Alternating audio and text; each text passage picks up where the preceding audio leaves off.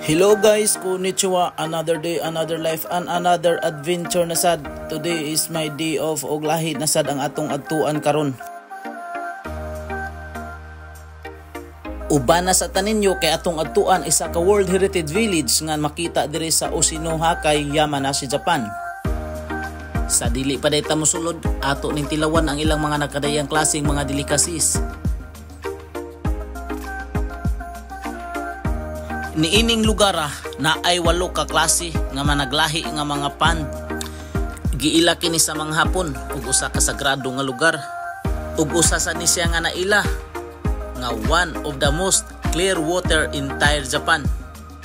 Kini diay siya nga tubig nga nagikan sa Mount Fuji nga nidagayday diri ug nahimo siya og mga pond.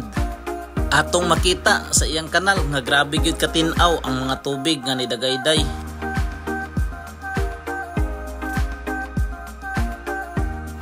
Diri sa sulod nga bahin, pwede nimo ma-enjoy nga while nagtan-aw ka, pwede sa ka magkaon-kaon kay naara kay pwedeng mapalit diri sa sulod.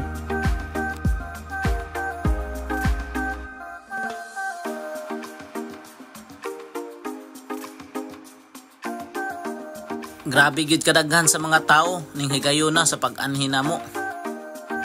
Niining lugar hugot nga ginadili ang pag-eat sa og mga queens sa pond. Dili sama sa ubang lugar nga pwede nato siya og himuon nga wishing well.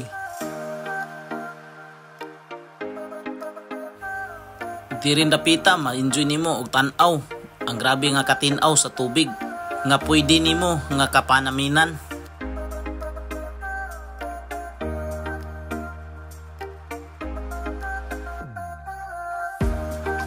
Ug diri ay nga portion ug nindot paron ang panahon, makita nimo ang Mount Fuji nga sama niini.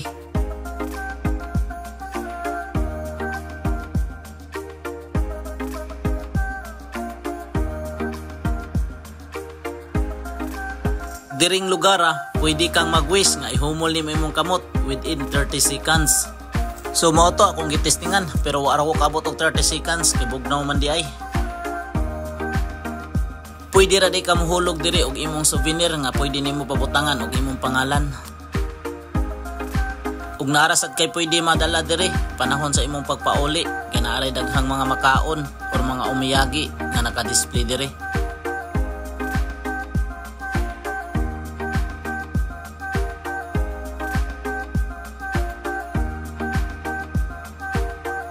Sa kadaghang tao nga mobisita diri, gihimo rin na nila og honesty store. Nga igo lang ka mo punit diha ug ibutang lang imong bayad bisan og walay tindira nga magbantay.